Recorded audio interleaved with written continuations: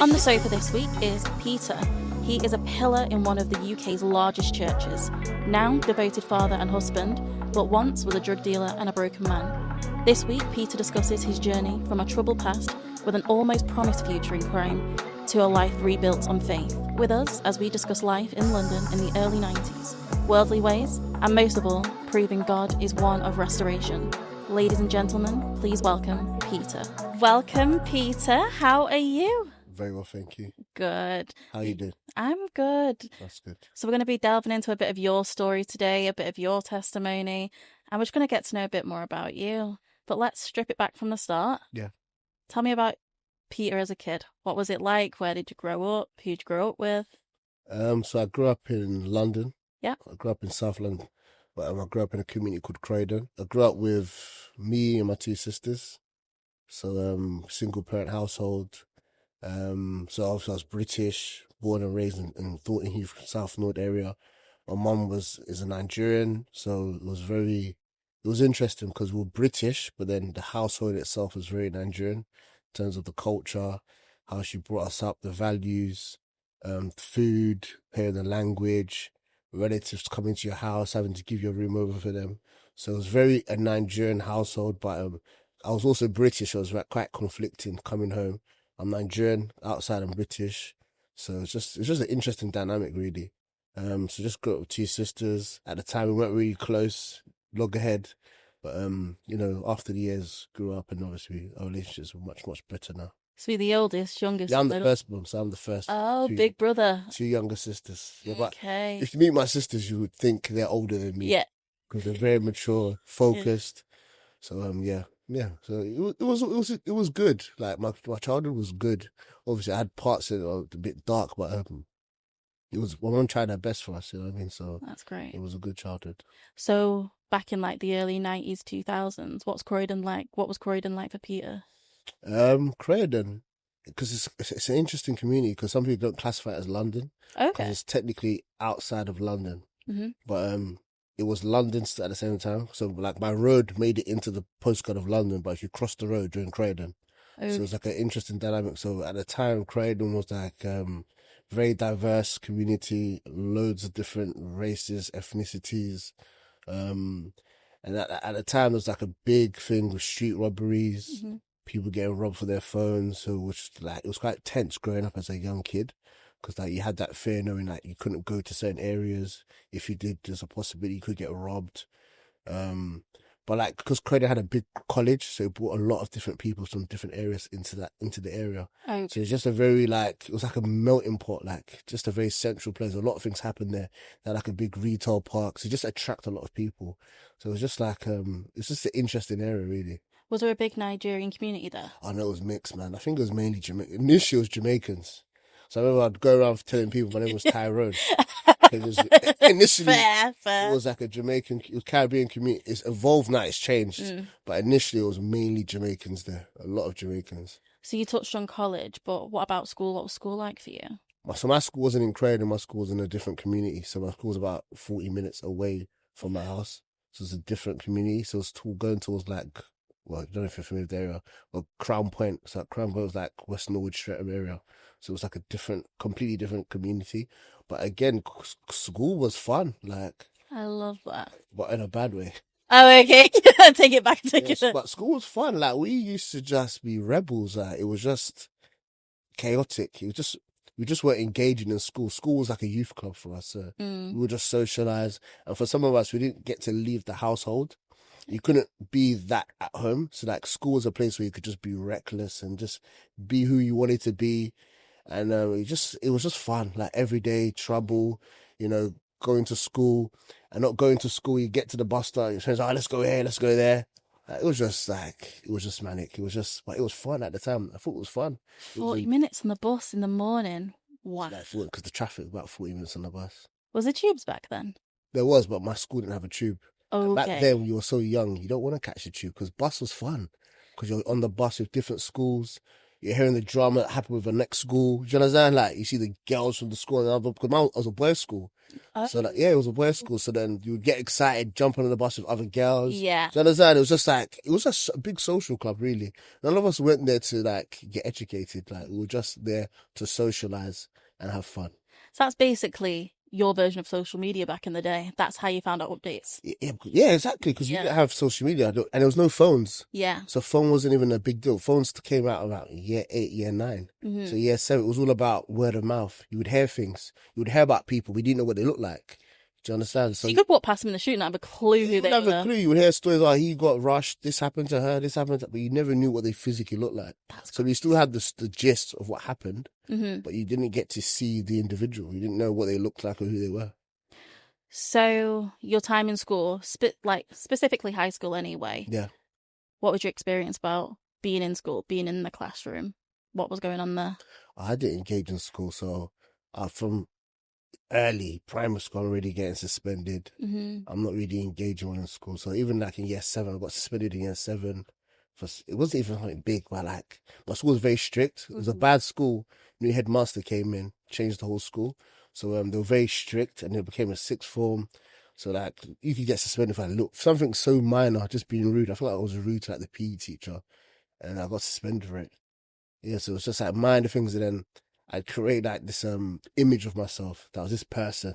So like, I had to like be that person consistently in school, and it was like a group of us just not engaging.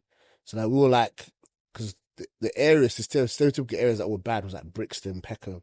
Okay. And our school was mixed, so we had Peckham people from Croydon, people from Streatham. It was just a mix of us. But it was the Croydon boys really who were probably like the most bad boys in the school, because I felt like we had something more to prove. Because everyone would look at towards like the Peckham boys, the Brixton boys, but they were engaging, like they were doing like focused in school. It was like the Croydon lot who were doing the most in school. So what's your mum saying about this? Because you just mentioned she's traditional Nigerian. And my mum was very naive. Like, she did, because I knew how to be bad outside, and when I come home, I'm the good boy. But she knew I was up to stuff because I was rude, I was getting in trouble, but I feared her. So it's like, and you just get caught up and you don't really think of that, the consequences. It's after you do it, you realize, oh my days, my mom's going to finish me.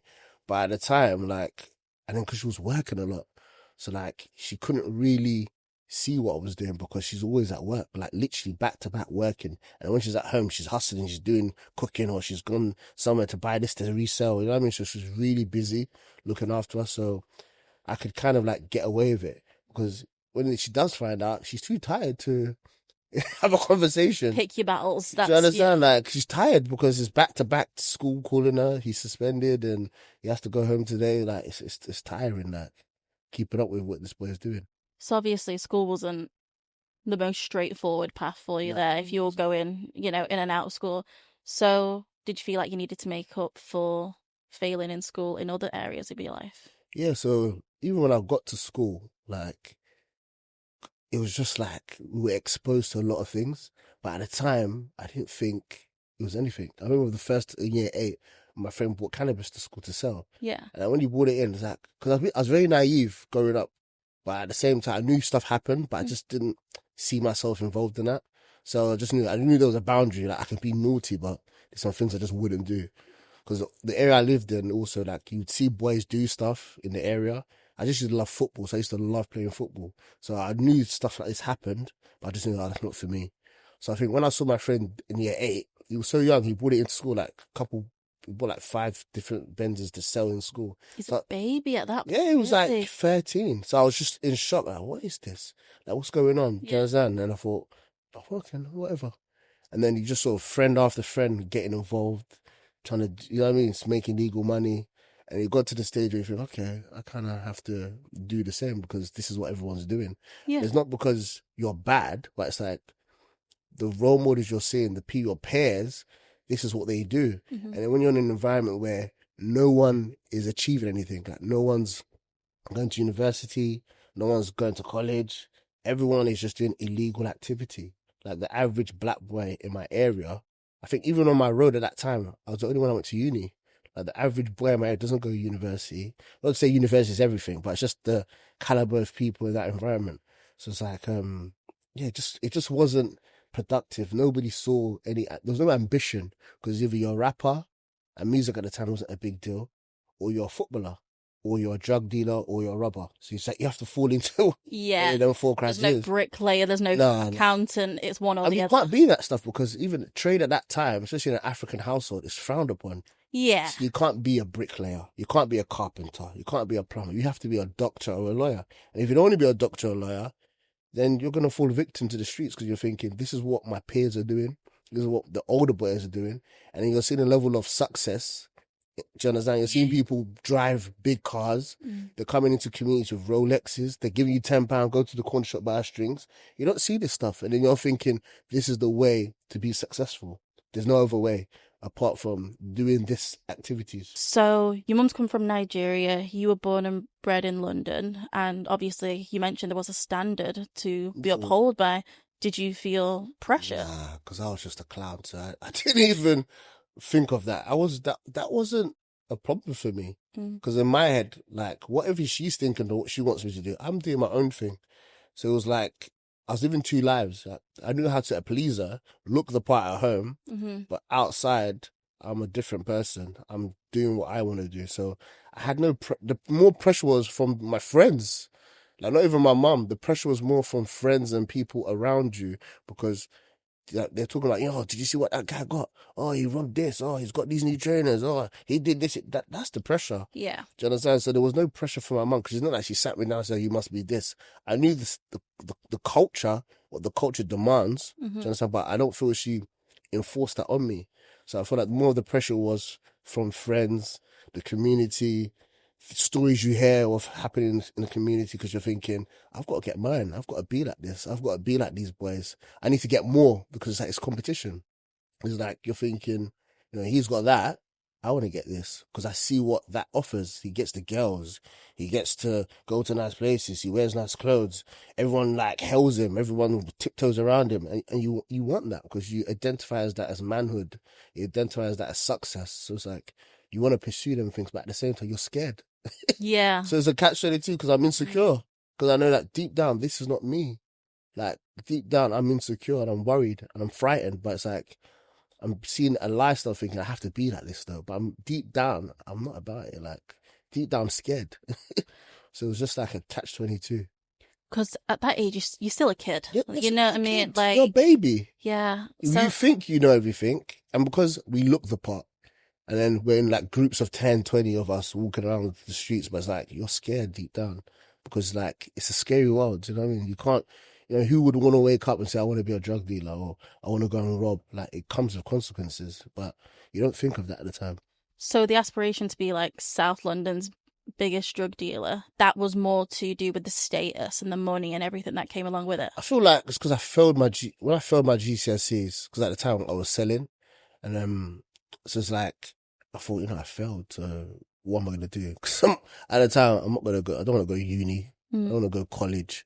Like, I might as well just commit to this now properly. Yeah. Because I'm doing it I'm not really taking it serious. I'm doing it to buy a pair of trainers, buy a tracksuit, but now I'm thinking, I need to do this 120%, because I'm not going to be a doctor or a lawyer. I'm going to be on the street, so I might as well commit to this dream and do it.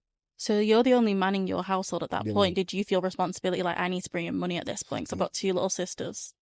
Well, 'cause my mum is like dad and mum. Oh, My mum was a very strong person, so it's like, yeah, there was no dad, but my mum was like, she's like a soldier. So she was very strong, firm. So I didn't even feel the pressure of having to, because at the same time, my mum spoilt me as a kid. yeah. Like, she bought me nice things, like the things I got as a kid.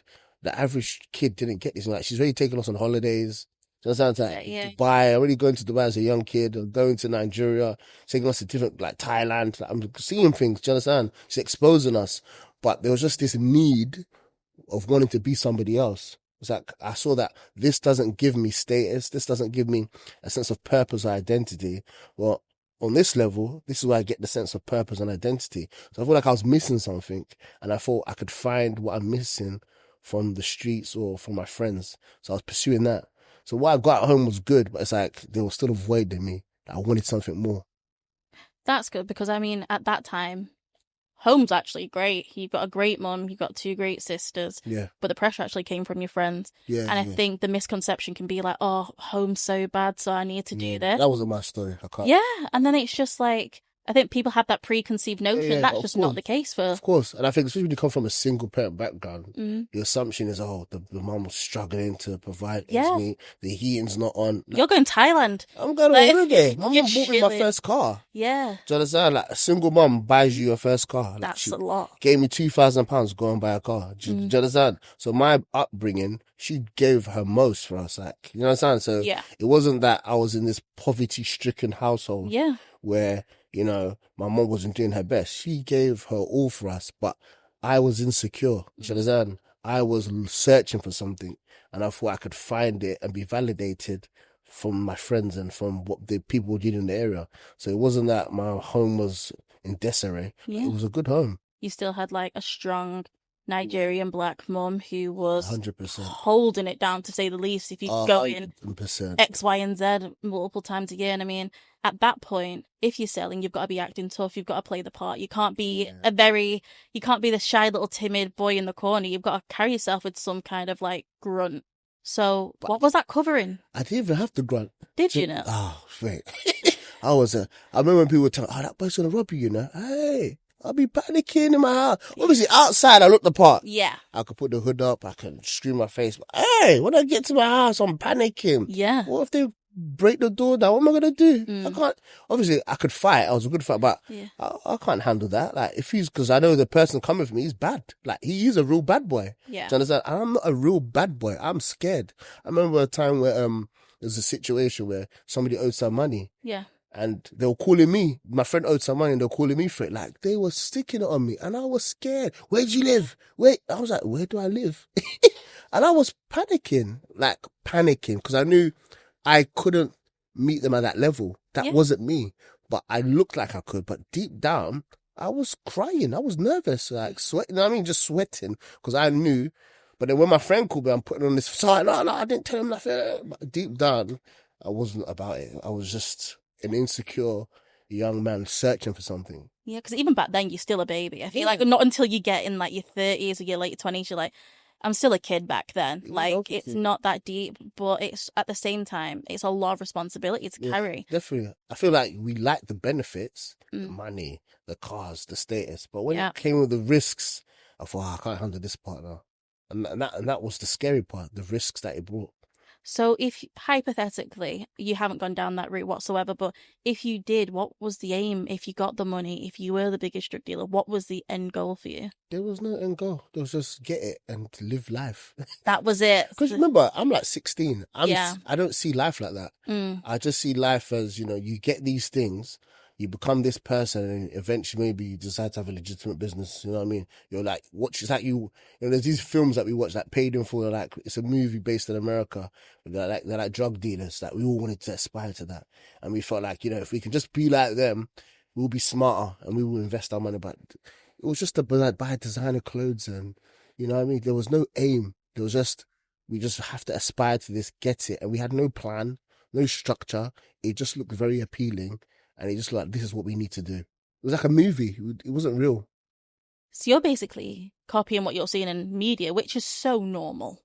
So normal. And I think nowadays people want to glamorize it. Yeah. And it's not until you've got the likes of Top Boy who actually say, well, hold on a second, not everyone's Pablo Escobar. Like, these are the realities behind it. When you see these boys aspiring to go down that route, do you ever just want to like shake them and be like, stop? Like, 100%. And I think because how I came into it was insecure. It wasn't that I was this mean, hard person, because I wasn't. Yeah. But I had to put a facade on. So sometimes there's kids like me, and there's some kids who are really deep in it, and this is what they do. And I just think it's just sometimes just relating with them and sharing stories, not always judging them, not coming to their level. And I feel like it's important I think a lot of these kids don't have hope. So it's difficult. Like, when I think about it, there was no positivity. Like, I can't think of one person who did something that I thought, oh, that's good. Everybody was just doing the wrong thing. And then when you see people acquiring wealth from it, you think, oh, this is the way. So I feel like there needs to be sometimes light. I think sometimes if there's no light and darkness, it's hard for these kids to navigate that. I think it's just important to make sure, there's positive platforms. So I feel like the story also, like, it sells young black people killing themselves, selling drugs. I mean, these stories sell. This is what the media want to push. This is the narrative they want to push. And young people just fulfill that stereotype. Especially black boys, they fulfill that. And even now, you're just seeing everybody. It's not even just black boys. Everyone just seems to now want to be a bad boy. No one wants to do anything positive. So, because it sells, you know what I mean? It looks the part. Because if every rapper in London can do it, why can't I do it? Why can't I provide this for my mum? And why can't I provide this for my dad and everything else in between? So in all honesty, I do get the perspective of why they're going down that route. But at the same time, when you get older and you know better, you're thinking, oh, it's not worth it, man. It's not. So you were very honest about the insecurity side of it. So what were some of the fears inside of you that people didn't see? So, for example, you have mentioned that, your father wasn't around, and of course you're putting up this front when someone say, I'm going to rush your house, but it's like, I've got this, it's all cool. Behind closed doors, it's just you and yourself. Yeah. I think not having my dad played a big part in a lot of things. I feel like, just not having someone to ask questions and just see examples of things. So even when there was issues, just having that father figure, just to kind of just be there and you just look at him, and that played a big issue. Even my skin complexion, because at the time, like as a Jamaican, it was mainly Caribbean boys. Yeah. And I was like one of the darkest around my friends. Even that was an insecurity, being dark. I remember like I'd want to meet people late at night.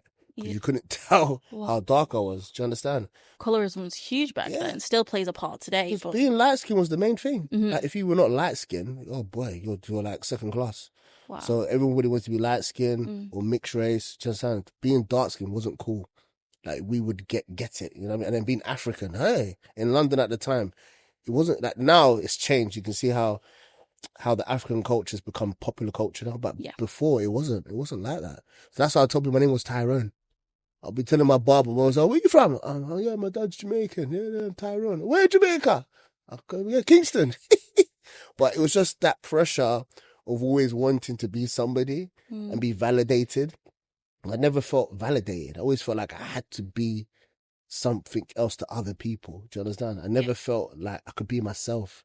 And I felt like that was a pressure. That was an insecurity. Just like even just not having nice clothes. Like I'd want to make sure I wear the nicest clothes. Do you understand? So just a lot of pressures growing up in South London. Obviously, you've grown, you've become a father, a husband, and you've got like an amazing career and everything. But when you look back, is there some things that you still wrestle with and you're still trying to process now? Oh, yeah, of course. Because even when I became a Christian, at 17. And then even that process was like strange. Like it was a new thing for me. So like, and then even at the time when I first became a Christian, I was still doing some mad stuff in the beginning because I was just going. Church at the time was social. I saw a lot of young people. So I just, it's a youth club. It's a gathering, isn't it?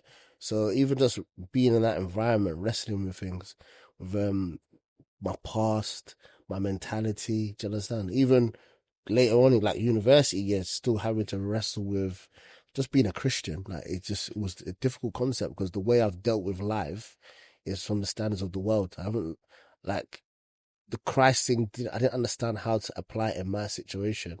I just felt like, how do you, like, even wrestling with, like, the forgiveness, like, how do you do that? You know what I'm saying? Like, I remember when my neighbor robbed my mum's house, and I remember calling my friend, because I saw him, I was like 10 years old when he did it, and I was like, yeah, I was young.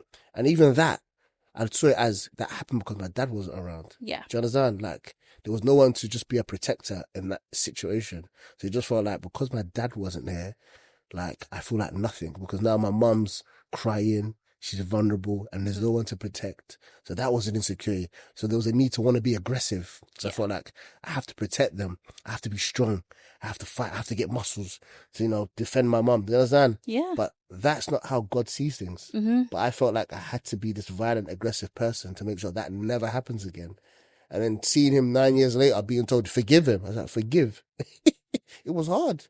Do you understand? I remember talking to my friend about it because literally I saw him outside my house because his mum still lived next door to us. Okay. So the police banned him from the community. Then when he came out of jail, he came back into the community, and then I started seeing him. And I just remember like seeing him and then being told by my friend, you got to forgive him. I was like, I remember crying on the phone, like, this pains too much. I can't forgive him. Like, this is hard. Like, things like that, wrestling with that, because before, the street code is you can get him back. Do you understand? You are allowed. 100%. You are allowed to get him back. Realistically, when you're coming down to them kind of parts, you're within your right in a technical part, yeah. But now, in Christ's standards, he wants you to forgive him. What was forgiveness like for you? Sometimes you look at forgiveness like they don't deserve it, especially when you've been the offender. You feel like, or you've been offended rather. You look at like, why should I forgive you when you've wronged me and you know you've wronged me? So it was just hard to wrestle with that concept. But then when you look at Christ and you look at your life and what you've done and realize that he loves you unconditionally and he's always willing to forgive you and he expects us to be at that same standard. So I feel like that encourages me, that because I know where I'm coming from. And I know that I haven't always been the greatest person to him and to other people. And people have extended forgiveness towards me. So I feel like I'm compelled to do the same, not just out of, not because it's the right thing to do. Like, it is the right thing to do, but I feel like it's a heart posture of who you are as an individual. It shows you above your character. It shows you who you are in Christ. And I think it's one of the powerful things to do, to forgive, because carrying it just causes bitterness. And I feel like that's something I've had to process, even with my dad, having to forgive him and let go. It's a process, and it's been difficult, forgiving and letting go, and just realizing he's a human, like he makes mistakes. So the forgiveness process, was it like saying to yourself, do you know what, I need to forgive him internally, or was it, okay, I need to sit down, have a conversation, hash it out, and then forgive him? How did it look like? I had to just, in that situation, I just had to let go. Yeah. Because I just felt like even talking to him, I don't think anything productive will come out of a conversation. Mm-hmm. So I just felt like it's something I need to let go of because I thought it's affecting me. Yeah. It's not about him anymore. This is now a burden on me. This is now, putting a pressure on me. This is now a disconnection between me and God, because the reality is, if you don't forgive, you're carrying that bitterness. How are you going to seek forgiveness from God? He tells you to forgive as I've forgiven. So, yeah, so it's just navigating things like that was just difficult because, the mentality, the way the mind works sometimes, we feel like we have to earn it. You have to earn it. You got to earn forgiveness. Yeah. Do you understand? Like, are you gonna change if I forgive you? Mm-hmm. And forgiveness has nothing to do with that. It's nothing to do with, are you gonna change? So what role did faith play in turning your life around? So how did God basically drag you out of it? Everything. Because just even this, in the sense of giving me belief to realize I'm more than the stigma, I'm more than the community, I'm more than what my friends think, even what my family think. Like, giving me the hope to believe I can become something. Like, I don't have to be a drug dealer or a robber or do fraud. To realize that, knowing God and understanding he's given me an identity and purpose, and my purpose comes from him. Like, I feel like that was foundational in my life. Because I'm talking about a kid who thought he was going to be a drug dealer. God just changes that narrative. Like, I can't even explain how it happened. Like, he just changed my whole thought process. Cool, it was a process, but it's like he made me see big now. He made me see that I'm not defined by the community or a statistic. I define you. I have told you who you are, and you can be that person because I'm with you now. Do you understand? And it's just that realization of understanding who God is. And I feel like I look at the story of Moses.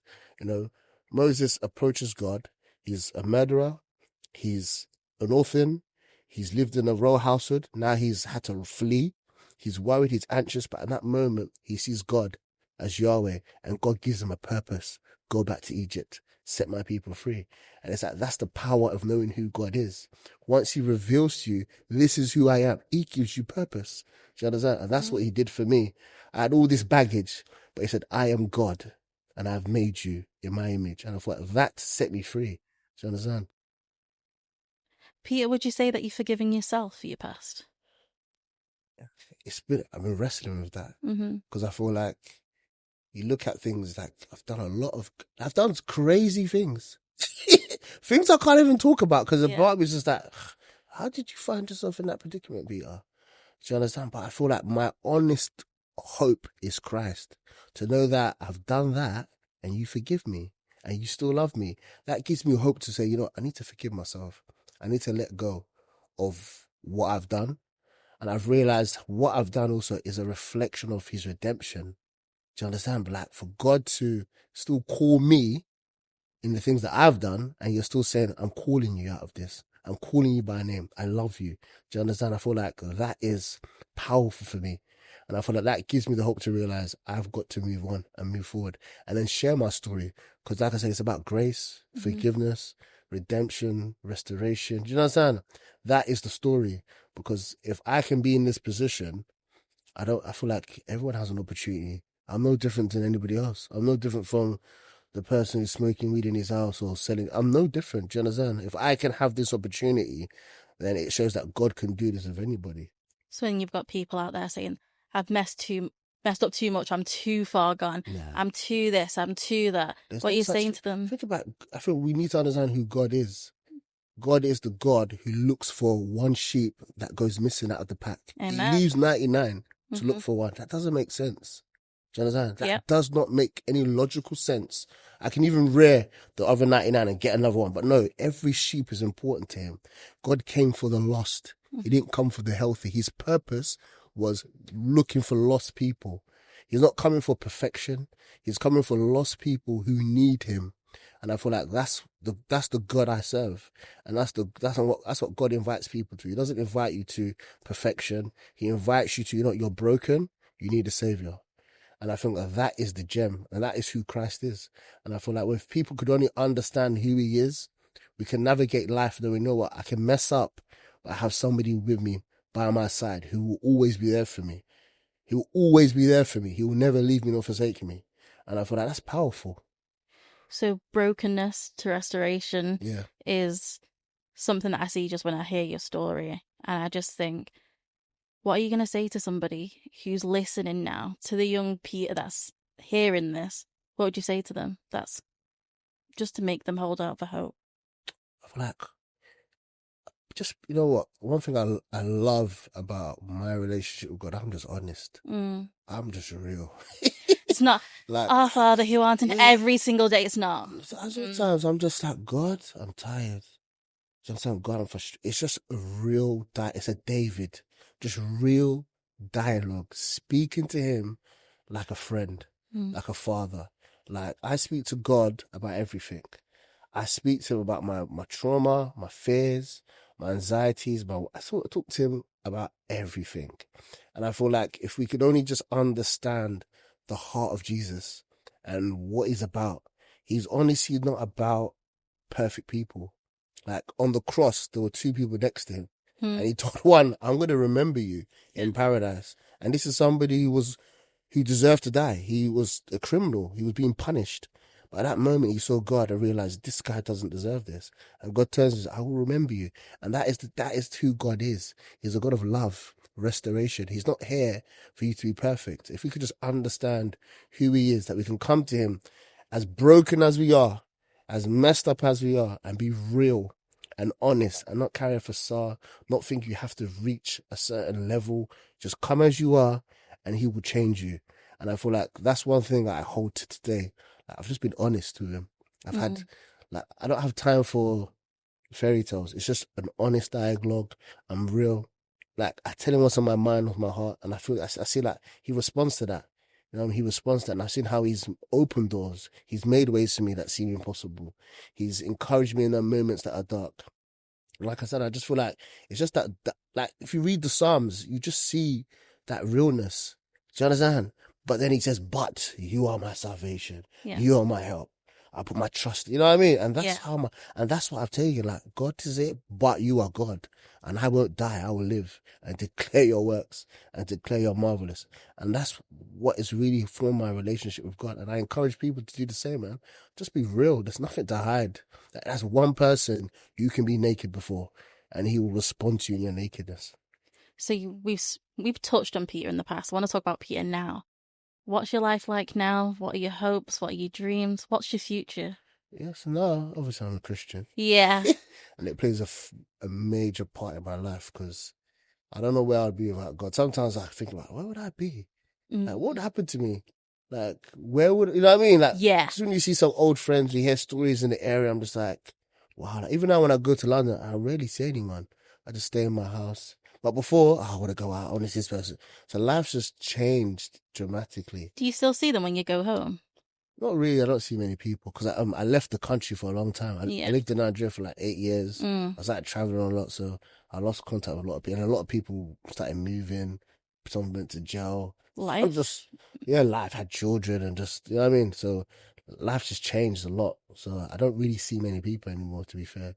But life now, I'm married. Been married for like 8 years in September.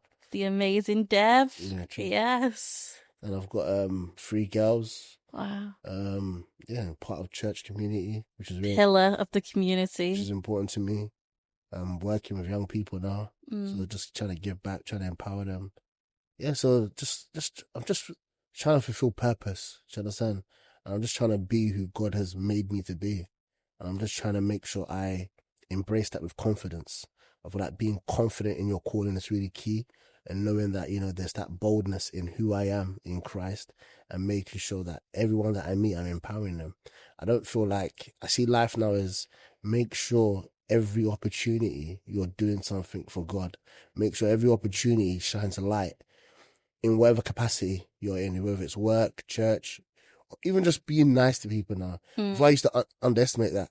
You know what I mean? Being nice to someone, giving them a smile, helping them. I would underestimate little things like that. Yeah. But now it's like, I realize that that's who God's made me to be. Do you understand? So I just try my best to be who God has called me to be, and make sure I empower every person I'm interacting with, empower them, give them that hope, give them that brotherhood to know, you know, you got a brother here. You can lean on me.